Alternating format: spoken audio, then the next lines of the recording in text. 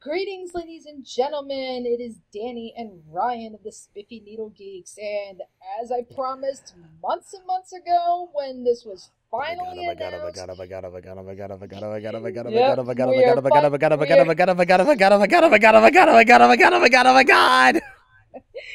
Oh my god, we finally have our new JoJo Part 5! oh my god, Ah! and it's my first JoJo Friday. Because bear in mind, guys, it's like, when I first started watching JoJo, I think Part 4 had either just ended or was close to ending. So I jumped onto this train rather late. Ryan, meanwhile, yeah, when did you start watching JoJo? Was it Stardust Crusaders? Yeah, technically I started watching Stardust Crusaders, like, I think it was... I think they were just about to I think halfway through like the second arc, so I did like a shitload of catch up or whatever. Like I watched like a Stardust Crusaders just to get the idea of, okay, what the hell is with all this goddamn hype. Little did I realize I was gonna, get really into the show and then catch up on literally everything else that happened before, we got the big final battle at the end of the second arc. Yeah, and Ryan here was pretty much the reason why I got into JoJo in the first place, as I like to affectionately call him my JoJo drug dealer.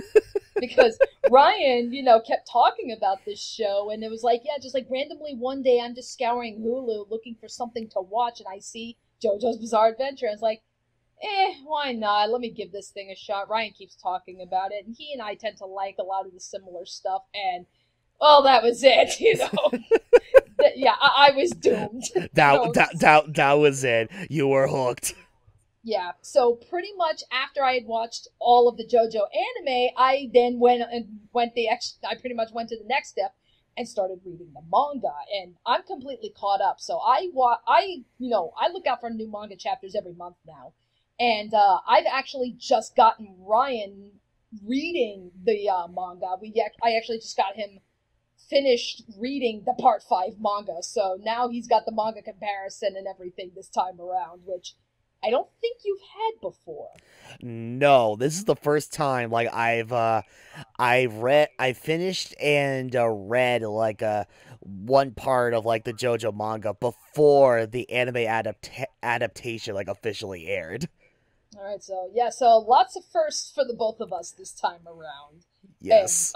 And I know this is especially special for me just because, as I've mentioned before, Part 5 is my favorite JoJo part. So the fact that, the first JoJo part that I'm actually going to be able to keep up with weekly with the rest of you guys happens to be my favorite part, it's extra special for me. All right, so with that said, yeah, let's actually talk about the episode. So, I guess before we even get started, I think it would probably be best for the benefit of everybody who's watching that's, just watching the anime and haven't read the manga. We'll try to keep future spoilers to a minimum. And if something comes up that we absolutely have to talk about a future event, I'll be sure to post a timestamp so that anybody who's just watching the anime with no manga knowledge and you don't want to be spoiled, just skip on ahead. I don't think that'll be necessary for this episode, but you never know. We do tend to rant. Yeah.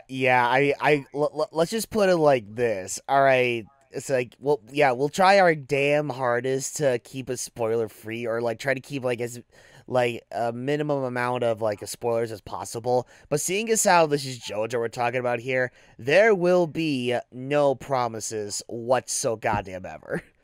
Yeah. If we're gonna talk about something, whether it be like spoiler related, whether it be in this episode or like in future episodes, then goddamn it, we're gonna talk about it. Yeah. So, with that said, for those of you who are just watching the anime with no manga knowledge, fun fact here: like the first 4-5 minutes of this episode is anime content. None of this was in the manga. The manga actually begins with Koichi arriving at the airport, and in the first thing he sees when he, steps out is that weird scene where Giorno is just stuffing his ear into his head, and it's like, never happens again afterwards. But that's where the manga starts. So the first couple of minutes that we have of this episode is all anime exclusive content, and man, they say there is so much that they show in these first 4 minutes. Yeah, it's like I really like how they establish like not just like the main protagonist of this part, but also like just give the viewer like a good feel of like the environment that they're in, like seeing as how this part does take place in Italy. Yeah, like one of the things that I will admit that, like, you know, and it's I've especially noticed this after reading the manga through with you, Ryan, and working on our manga reaction project that I did announce, you know, back with the announcement video way back when, was that one of the things with Vento Reo is they do briefly talk about the state of Italy at the time of this part, because bear in mind this is 2001, so this is 2 years after part 4, so not a lot of time has passed, but they do briefly mention the state of Italy, but we don't really have an opportunity to actually see it for ourselves, because once the gang stuff starts up, it's pretty much all about the gang stuff. So these first, like, 4 minutes, you know, does actually, like, give us a glimpse as to that. So, I mean, you know, this is a prime example of show, don't tell, you know. So, like, one of the things, like, you notice is how, like, you know, there is crime that is running rampant, and it's not just because the gangsters. You also have petty crime. You got like women's purses being stolen, like, right off their goddamn shoulders. There's people that are running, like, illegal businesses and stuff, like illegal, like, taxi businesses. And, you know, so you have that going on. You've got people selling drugs to children. And keep that little nugget in the back of your head, because that is something you will be seeing throughout this part, is drugs. Drugs does play a big part in this, in Golden Wind. And then if you're wondering, well, where are the cops during all this? Well, the cops are getting bribed to look the other way. So I just think just seeing little glimpses of that in those first 4 minutes has done so much more than what the manga did, when they just said, oh, by the way, this happens. Yeah. Like, by the way, kids are getting drugs. By the way, people are getting, like, their purses stolen. It's like, you know. By the way, law enforcement in this area is complete utter shit. Yeah, so it's like, it's better to actually see it than just having it being flat out told. And it's like, you know, so I do think this was a really nice touch on David Productions' end here. I strongly agree. Yeah, and then, like, and it's like what you said, Ryan, like, Giorno, getting a really good idea as to who Giorno is, because Giorno is really one of the most unique JoJo protagonists that we see, like, in all of JoJo. And, like, even when you compare him to the previous JoJos, like, of course, like, you've got Jonathan, who's, you know, stand-up gentleman. He's really one of a kind when it comes to JoJo protagonists. You've got Joseph, who's, you know, he's a good guy, but he's not afraid to, like, you know, beat the shit out of you if, like, you know, you just piss him off. I mean, this guy was pissed. He was in constant pissing matches with Caesar. So it's like, yeah. Yeah, so you had that going on. Then you had Giorno, who gave absolutely zero fucks about who he pissed off or who he beat up. And he'd go he'd go to the extreme. Like, when he beats people up, he sends people to the goddamn hospital. Right. And then you've got Josuke, who, for the most part, tries to avoid conflict. Like, he'll try to, like, talk people down. But God forbid if you hurt one of his loved ones or make fun of his hair, then all bets are off. Yeah. So then we've got Giorno, who is really a smooth motherfucker here, really. Like, there's a scene, like, in this anime exclusive opening where, like, you have, like, these two women, they're just, like, asking him for directions to someplace. And this guy, some random guy, bumps into one of the girls to literally, like, steal the wallet right out of her bag. Giorno picks up on this and literally pulls a Sly Cooper and steals it right back. And, so, like, oh, okay, he's probably a nice guy and everything. He actually goes, returns the wallet to her and everything. And, and then they walk away. So you're like, okay, Giorno's a, pretty cool guy. And then you see, like, these butterflies fly out of her purse. And this is really the first glimpse of Giorno's stand ability. Because as the butterflies, when they land back on him, suddenly the butterflies turn into money. So Giorno is like, yeah, I'll return your wallet and everything, but I'm still going to take your cash. It's like it goes back and forth with Giorno. It's like freaking all right. It's like freaking Giorno gives the woman back her wallet. It's like, oh, that was sweet of him. He finds a way to take her cash. Like, ah, dick. But then the next thing you know, freaking, oh, you used that money to pay for this kid's ice cream. Yeah. What? Like, how am I supposed to feel about this? It's like, I know. God damn it. Again, this is what makes Giorno such an interesting protagonist, I think, is because it's like, and you do see, throughout the part and everything, and you will especially see when we get to Giorno's backstory, which will happen in the next episode, So you will see, Giorno very much is a good guy, but he, he's not above the petty crime and everything, because, again, look at the state of Italy. Yeah. That's kind of, I think, what helps contribute to it and everything. Is that it's like, if Italy was in better shape, Giorno probably wouldn't be, stealing people's cash from right under their noses. But because Italy is kind of, shit, he's doing what he can to survive. He's just being very sneaky and sly about it. Yeah. And it's like, he just wants your money. It's like, he won't, like, steal, like, your whole wallet, so, it's like, yeah, you can keep your driver's license, you can keep your passport, the things you actually need to survive, but your cash is like, you'll get some more. It's mine now. Well, I want to jump ahead, but it's kind of ironic that you say that when it comes to Giorno. But we'll get to it when we get to it. Yeah, we gotta wait like a couple episodes for that. But yeah, like those first like couple of minutes, is all the anime exclusive content. And there's one other thing that I know most people, from what I've seen online, this is like the one thing that everybody's hopped on. Like, barely anyone's talking about, actually seeing what the state of Italy is in. And of course you got people that are like, okay, we get a good glimpse of who Giorno is, even though we get the whole rest of the episode.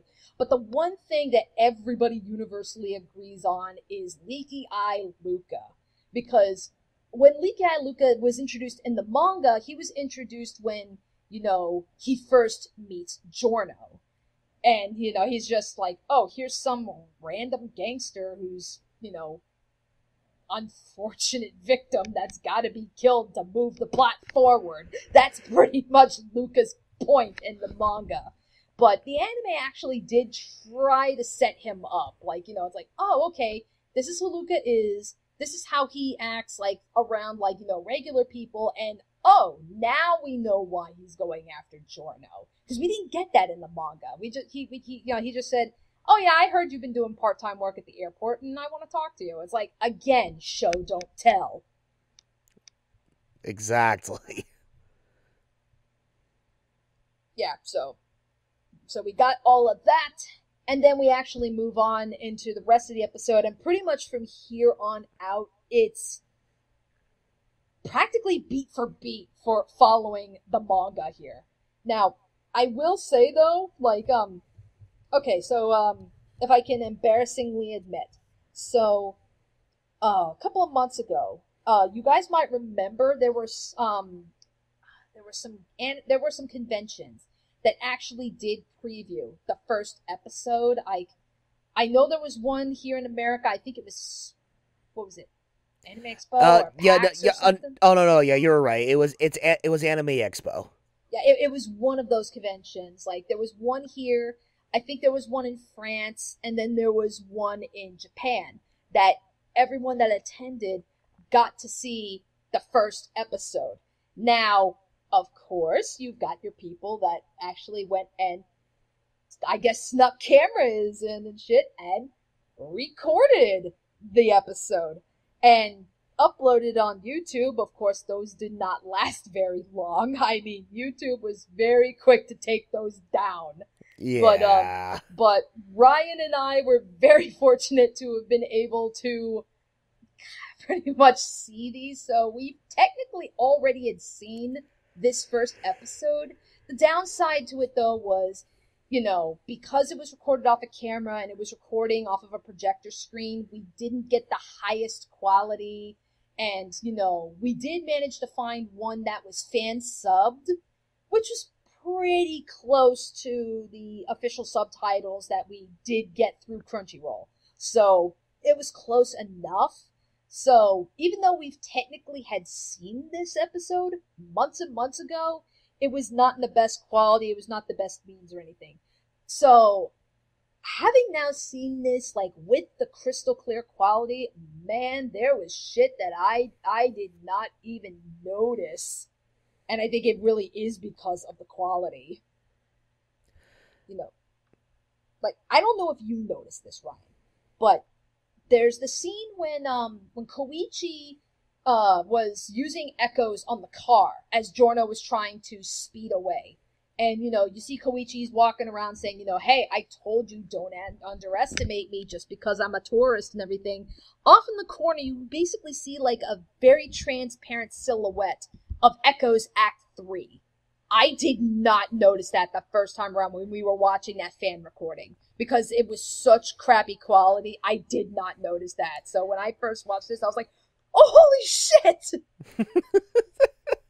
And it's like, Yeah. and they did it again. They did it again at the end of the episode when you see Bruno. There's like a still shot towards the end of the episode, like after like Bruno does one of his like attacks or something, where he just throws his fist out and he's practically flings Giorno across the frickin' bus that they're on, or trolley, or whatever the fuck transportation mode they're on. Right.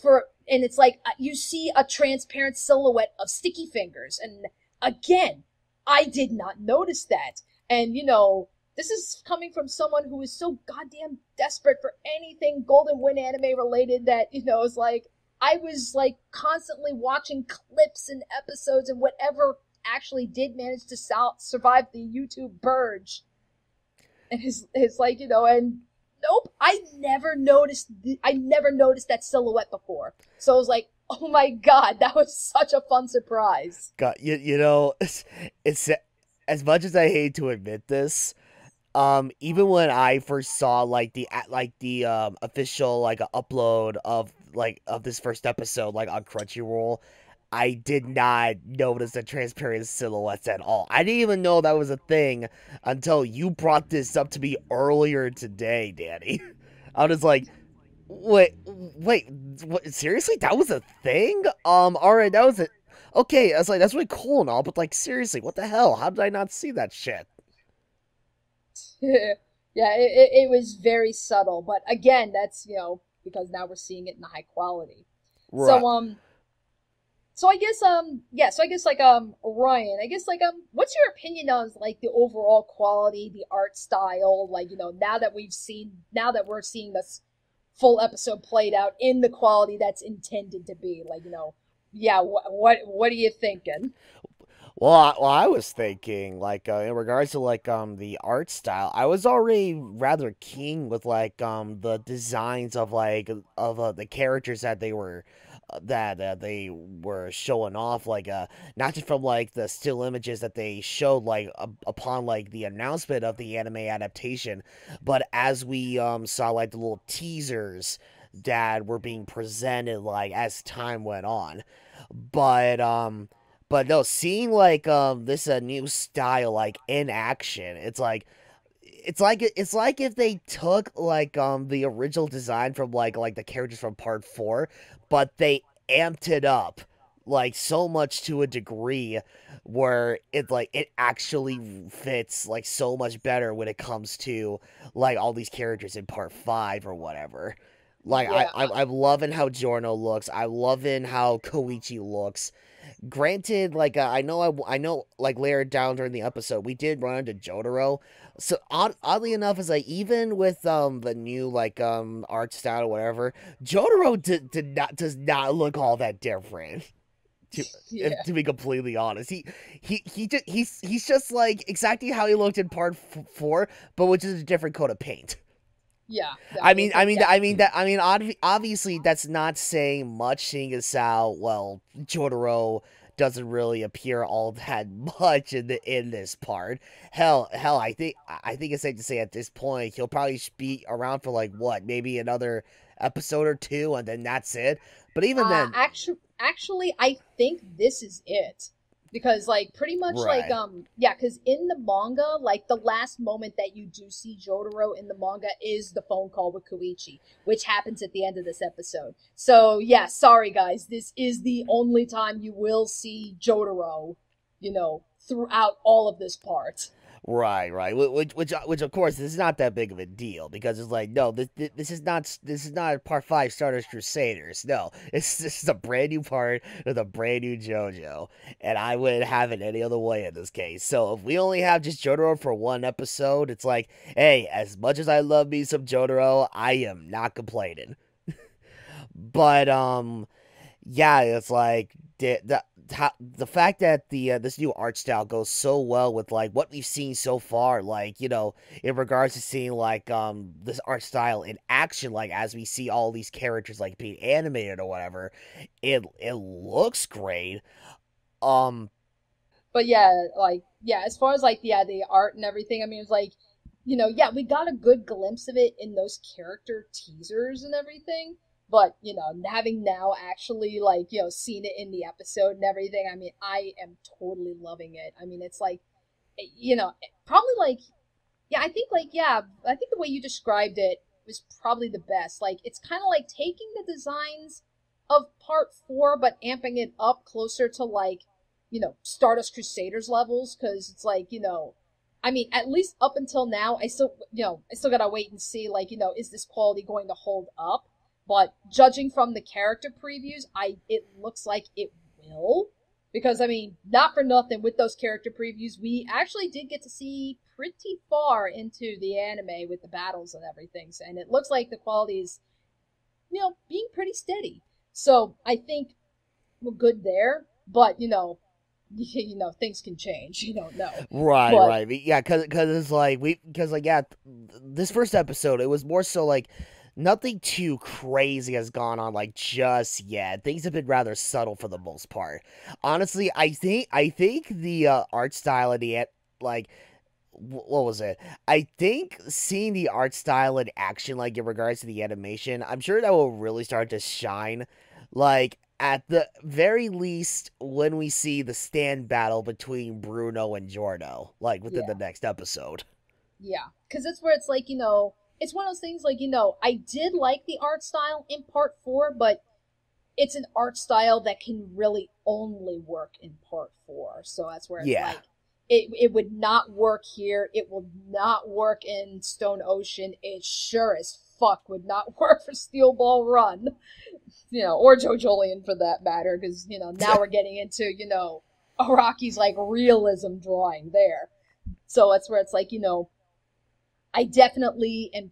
I'm totally digging the art style here. It's very, very close, very faithful to the manga, and and it's like, but there's even then, it's like another thing. Like I noticed again, didn't really notice very much in the low quality fan recordings, but like you remember the scene where Luca was just attacking that random guy, and he's saying, hey, you owe me money and everything, and that's where he's saying, hey, I'm not the only one that's working here without your permission, and that's when he drops Giorno's name and everything.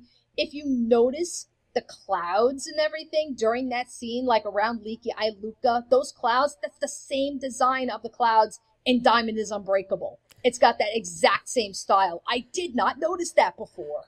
Okay, once again, kind of like the transparent silhouettes of the stands, that is something else I did not notice until you just brought it up. Yes, I was just like, oh my god, that's actually cool. So it's like, it's like, regardless of how, I know the part 4 designs tended to divide people, but regardless about how you felt about the character designs, the environment designs in part 4 were really good. So They it's like, were. okay, we're seeing a little bit of that here too. Okay, that works. Yeah, it's like I know we essentially got a gist of part 5, like doing a bunch of like quite a few throwbacks to like previous parts, like even from like the fan stubs that we saw like a couple months ago. But seeing it again in high quality, it's like, okay, this is just great. I mean, it's like, yeah, you brought up how like you saw like the reference to part 4 with like the design of the clouds, when we first meet a leaky eye Luca, and then we end up seeing like the images of like that was pulled straight from part 3 Stardust Crusaders, like with the shady picture of Dio in Jordo's wallet, and then when Jotaro was explaining to Koichi like how this Jordo character just so happens to be Dio's son, and he just reminisces that just by looking at the picture frame with Yeah. all the characters in like part 3. I was like, oh my Stardust Crusader boys. Yeah, and let alone it's like it's not even just that. It's that it's one of those things like I actually appreciated this was like in those photos. It's not like they redid the photos in the part 5 style. No, they used the exact same images Yeah, from part 3. And yeah, exactly. Like I wasn't over exaggerating when I said, "Oh, they pull these images straight out of part 3." It's like, no, it's like if you're to compare, like when you see these images, like in the original Stardust Crusaders anime, and then just from this first episode of Golden Wind, it's like fucking no, it is literally the exact same image, and it's just like, ah, the memories, god damn it. yeah. It's a it's like god damn it, last time I saw this image of the Stardust boys or whatever, it was like at the end of part 3. That was like freaking over 3 years ago. It's like, god, I feel so goddamn old right now. Alrighty, so I guess with that said, as far as music goes, I know I tweeted this last night, but of course, I know only like a couple of people actually like follow my Twitter, actually give a fuck about JoJo, but I know a lot of people were probably hoping to get a glimpse of the opening and the ending themes, and I was not anticipating it because, I think with the exception of Phantom Blood, you never really saw the opening and the ending themes, it like on the first episodes. Usually we see those in the second episodes. Like they pretty much dedicate every minute of screen time, available to just showing as much as they can in the first episode. So I wasn't really expecting to see Fighting Gold and whatever the hell ending song that it's going to be. Please let it be Gangsta's Paradise. Right. Yeah.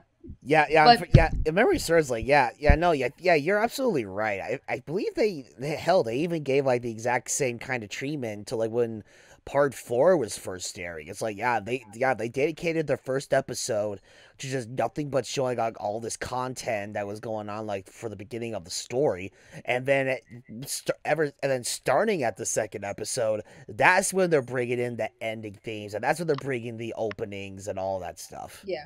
Well, because I remembered, like, and this is why I say I think Phantom Blood was the only exception, because I know Sonochino Sadame was not shown in the first episode, but Roundabout was, and I distinctly remember that because if you remember, Ryan, way back when I was first watching JoJo, I was actually like live tweeting my reactions, and like one of the last things I tweeted about when I was watching that first episode, I was like, "Oh hey, that's pretty cool, Okay, we're on to a good setup. I like the characters so far. Wait a minute, is that fucking Yes?"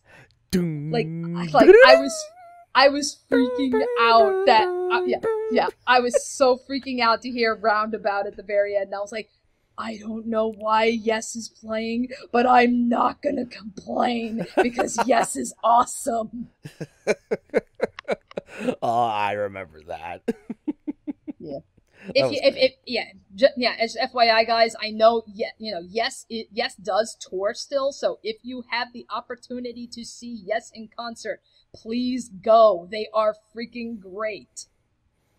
Shameless plug. Yes, it's like yes, I did see Yes a couple of years ago, and they did end their massive concert with Roundabout. So I can say I've seen Roundabout performed live. Sounds exactly like the album, and that's very impressive considering how old Yes is. Yes, I love listening to Yes, yes. But but yeah, as far as like an ending goes, I mean, like I said, I'm hoping for Gangsta's Paradise. I know a lot of people are too, but if it's not Gangsta's Paradise, I I don't know like specific songs, but at least as far as genre goes, and I mean, Ryan, feel free to agree or disagree, but it's like if it's not Gangsta's Paradise, I'm gonna actually place my bet and say that it's probably gonna be a hip hop song. Because honestly, I think this is the only part that it can actually work. Um, honestly, okay, this might sound a bit weird to some people, but honestly, I would not mind if they, pull off like the theme being more hip hop because it's like, well, I mean, this part does take place in 2001, and I mean, technically, I think that's when hip hop. I mean, correct me if I'm wrong. I think around that time, I think that's when hip hop was starting to get like really, really big. Yeah, I think it was like it's technically I think it started in the 80s. It really geared up in the 90s and the early 2000s. Yeah, okay.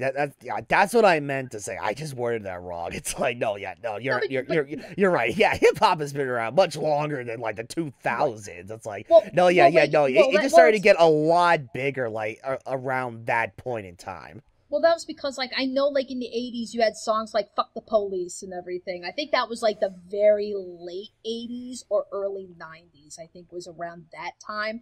And then it was, like, all throughout the 90s was when you were getting, like, a lot of your big hip hop names. So that's when we were getting, Coolio, Tupac, Notorious B.I.G., Snoop Dogg, P. Diddy. We were getting a lot of those really big names. They were coming around in the 90s. So I mean, it works for having to pull something like from that era. But I mean, come on, this is the anime that is about gangsters. Italian gangsters, sure, but gangsters nonetheless. Yeah, gangsters nonetheless. Yeah, it works. So it's like, why not? I mean, it's like, God, it's like freaking Stardust Crusaders. It's like, as far as I'm aware, they based a lot of their music, based on musicians that were around like since the 80s, since the story itself took place in like 1986. And then we get to part 4, Diamond is Unbreakable, where they base a lot of their songs, more so the ending, based on music that were composed, sometime during the 80s, since, the story took place in 1999. So it's like, with the story about gangsters and the fact that they live like in the early 2000s, it's like, why not take that next step and go for more hip hop feel for like any of the themes or whatever?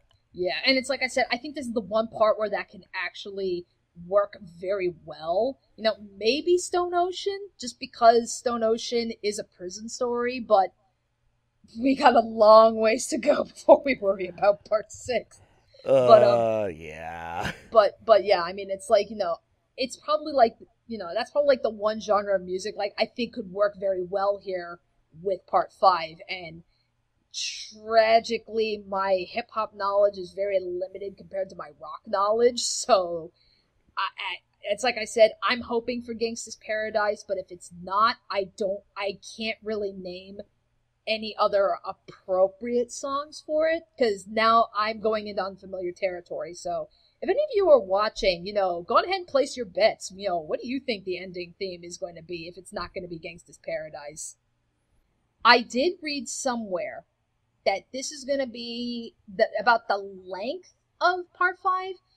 is going to be roughly the same as Diamond is Unbreakable, which was about 39, 40 episodes, if I recall.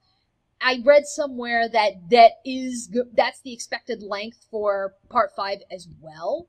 So, given with that knowledge, and, again, when you look at this first episode, they actually went through a lot of chapters in this first episode. I think they actually went through the majority of the first volume in this first episode. But, again, not a lot of action happens at the very beginning of the story, so it kind of makes sense. So, as far as introducing the rest of the characters, because we've seen the previews, we know what everyone looks like, we know what they sound like, and I know we are anxious to see the rest of our saucy Italian boys in action. I'm thinking if they continue at the pace that they're going with, we might be seeing the rest of the crew by episode 4 or 5. That's at least my guess. So, I mean, there's a couple of things that are going to be taking place before we see, Mista and Narancia, Fugo, and Abacho. So, we still got time before we get to them, but I anticipate, at this pace, I'm guessing it'll be around episode 4 or 5 is when they're going to be introduced. I mean, what do you think?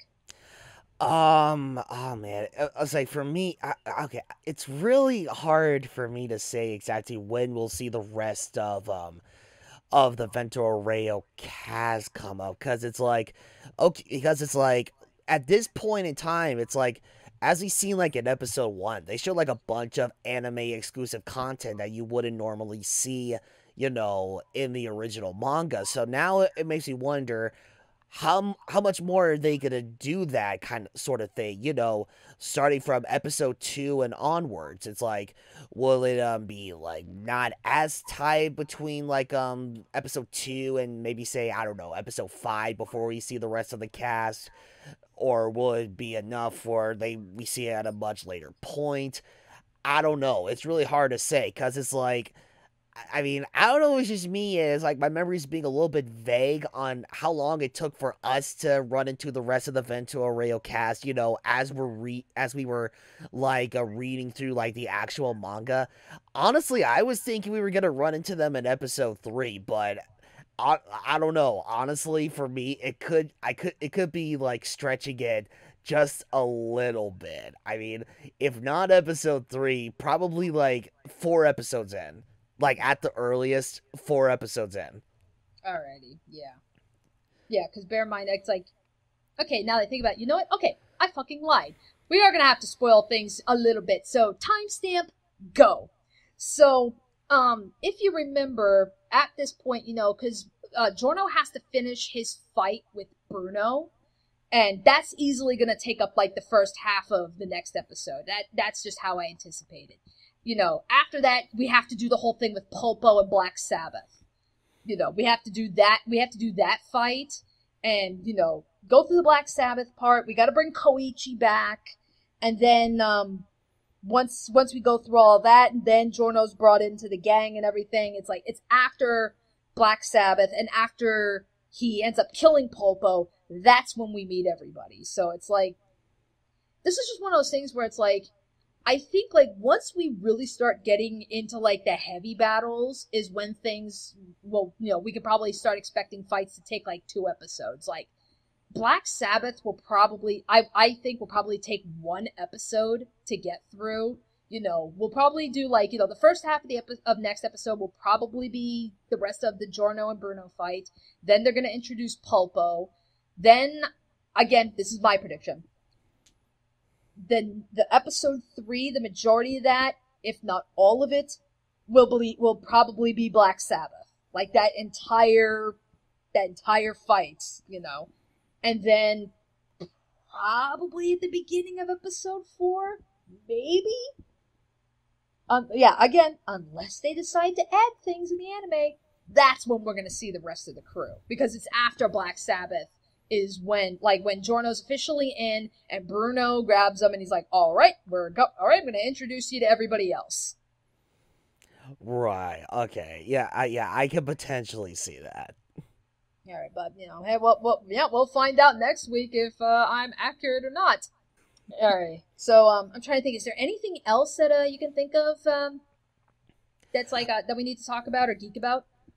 Well, okay, I will say this. I mean, granted, it has been a while since we initially saw like the fan sub version, like a few months ago. But like watching this episode in high quality, I will say this. I fucking okay. I forgot who the hell the voice actor is for this character, but oh my god, I am astonished by Bruno's voice. Oh Like, my god! I listened to Bruno talk, I'm like, oh, He actually oh sounds. my god. He actually sounds threatening, and he doesn't sound like fucking Sasuke. No, he really doesn't. Yeah. Yeah, you know, you're absolutely right. It's like, yeah, he sounds threatening, but it's like, oh my god. It's like, don't get me wrong. It's like, I love the voice actor they did for Giorno. He's perfect, you know. But just listening to like Bruno himself, it's like throughout the entire scene, like from introductions to to be continued meme, it's like he was just so intriguing to listen to. It's like this performance from just his first episode alone. I love it. Mm-hmm. I really do. Yeah, and I mean, it's like, again, now for me, this is probably personal bias, just because Bruno is my favorite character in this right, part. right, yeah. So, but I mean, it's like, I completely agree. Like, this voice is fucking perfect for him. Because, I mean, like, don't get me wrong, the actor, like, that they got for the games, it's the same actor that voiced Sasuke from Naruto. And don't get me wrong, he does fine and everything, but he's just got that type of voice that it's like, as soon as you hear it, you know immediately who it is. And there are just times where, even though I'm hearing him going, ari ari ari arrivederci,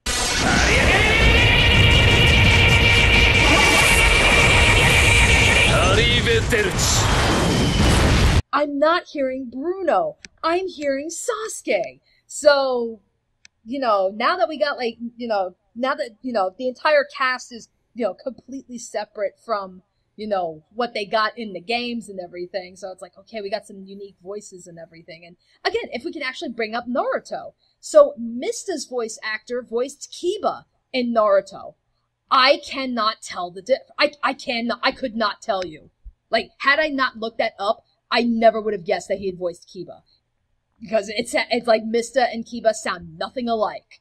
So that's like, kudos to you. Like, I hear Mista in the trailers and I'm like, yep, that's Mista. And then you listen to Kiba in Naruto, it's like, okay, that's Kiba. They sound like different characters.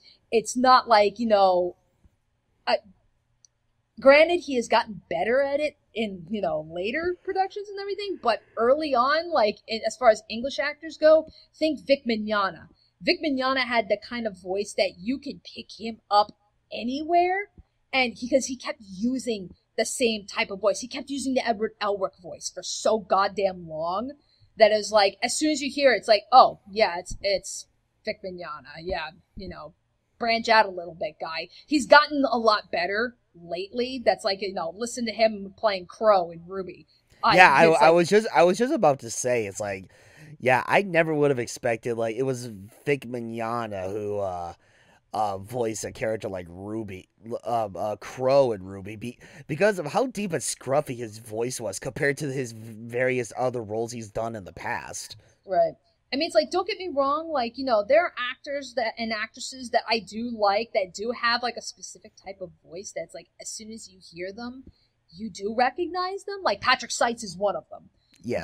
But it's like, but there are times where it's like, I also really appreciate when the actors can actually, like, do different voices, or, like, when they're given a direction to do a different kind of voice and everything, and it really shows off their range. And it's like, it's a lot easier to, like, really notice that in English versus Japanese, because, we don't speak Japanese, but it's like, but occasionally you do get an instance like what happened with Bruno and Sasuke, where it's like, you know immediately who it is because it's the exact same voice. Like, the guy used the Sasuke voice to voice Bruno in the games. So it's like, it just, again, personal bias. I fucking love Bruno. I fucking hated Sasuke. So in the games, it was kind of painful to listen to, but thankfully that's not the case in the anime. Yeah. I mean, it's like, on one hand, it's like, it's gonna take okay, kind of like how it was with me, like, when I was, listening to, like, the voice performances of, like, part 4 of Josuke. Like, I would hear his voice what was it, freaking All-Star Battle, and then I run into, like, his new voice actor in the official anime. It's like, it did take a little bit of getting used to, but considering how it's like in part 4, I thoroughly enjoyed the anime's voice actor's performance so much better than the performance that the voice actor did, in the video game. I'm fairly certain, like, Bruno is going to be getting the exact same treatment from me. It's like, it's gonna take some getting used to, but goddamn, considering how amazing this voice performance was for Bruno in the anime, something tells me that's not gonna be that big of an issue for me. Yeah. It's like, yeah. So it's like, yeah, voice performance. Like, I cannot believe we didn't talk about that earlier, but it's like, yeah, totally digging the voice performances. They definitely sound very good. They sound like the characters that, you would expect to hear. And it's like, yeah, I'm digging it. So, and it's like, can't wait to get to the rest of the crew. Yeah, I was just about to say, it's like, yeah, this is only for just like the first set of characters that we've run into, such as like the big ones like Giorno and like Bruno. It's like, granted, we've heard like little snippets, of like the voice actors like portraying the other Vento Arreo characters, like Narancia and Mista and the rest of those characters or whatever. But it's like, honestly, probably when that moment does come, it's like, we would have to get a good listen on like the voice performances from the other actors, just so that we can get a better idea on how they portray these characters within the anime and like how we feel about them overall. Because yeah, well, because it's like I said, like with Mista and Kiba. Like, the only reason I picked that up because so quickly was just because back in the day I was a hardcore Narutard before Shippuden came in and ruined everything. So I was very familiar with how Kiba sounded in the Japanese and everything. So when I heard it's like, oh, it's the same actor, and then I hear Mista in his preview, and I was like, that's Kiba? Really? I couldn't tell. I do know that Narancia's voice actor also voices Deku in My Hero Academia. And embarrassingly enough, I've just started watching My Hero Academia, but I've been watching the dub on Hulu. I've gone through the first season. I think like they only have, I think it's like the first season in the dub, and the rest I think is sub. So I'll be hearing Japanese Deku very soon. So that'll probably be my comparison, is like, okay, how different does the voice sound for Narancia? Like, is it a different voice altogether or not? Abbacchio's voice actor, if I recall correctly, he actually voiced Terrence Darby in Stardust Crusaders. So this is technically a JoJo veteran coming back. Oh, wait. Huh. Yeah, this is I actually don't remember this. This is a JoJo veteran coming back with a bigger part. And then okay, that's awesome. Yeah, and then as for Fugo, I mean, I remembered looking him up, but I don't remember a lot. I know he's been in some things, but not in anything that I recognize. I mean, I don't keep up with a lot of anime, that much anymore. A couple of series here and there, but that's about it. So he's probably been in some things that maybe you guys may recognize, but I won't. So when we get to hearing Fugo, talking, you guys are going to have to tell me, okay, could you actually pick up on, characters that he's played before or not? Right. And then, yeah, I think that's, like, as far as, like, characters that we've heard of in the previews, that's it. That's all we've heard so far. So, pretty much next week and everything, yeah, when we're going to be introduced to, once the fight with Giorno and Bruno is done, yeah, we're going to be getting some new characters and new voices and shit. So it's like, all right, I'm real curious to seeing what they're going to do with the next guy. Yeah, it's like, okay, wait, let's like, what was the big boss's name? Pulpo? Pulpo, yeah. Yeah, it's like, honestly, it's like, I don't want to spoil too much, but it's like, considering the kind of voice I tried giving Pulpo when we were doing those, like, little fan recordings or whatever, now I'm kind of curious to see what kind of a voice they give Pulpo in the official anime dub. Yeah. I think just for a treat, I'll probably throw, like, a little preview or something of how we interpreted Pulpo, in that recording. I'll throw that in, like, right here very briefly. Oh, okay. When one was to choose from a list of candidates, the most important element to note is trust. Compared to trust, someone being smart or talented is as significant as this piece of chewed up cracker scum between my teeth. It's like, yes, the cringe. Well, but,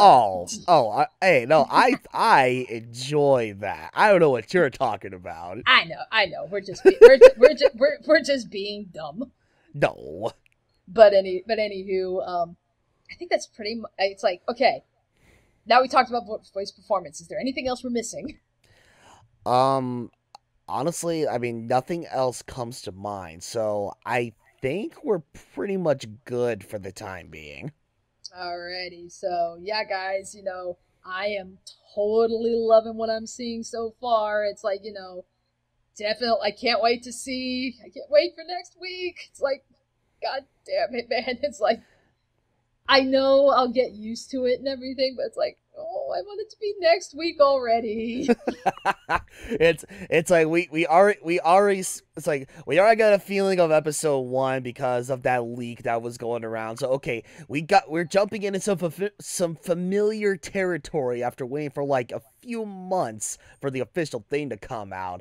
But now this is the new content we're waiting for. And no, I'm with you on this one, Danny. It's like, oh man, to wait another week to see the new stuff with part 5. That is gonna be a challenge, but damn, it's gonna be totally worth the wait. I just know it. Yes, totally agree. But yeah, guys, so yeah, Ryan and I, we're clearly enjoying ourselves. Hopefully you guys are too. And yeah, let's come back next week and we'll geek out about episode 2. Alright, we'll see you guys then for more JoJo Ventoreo.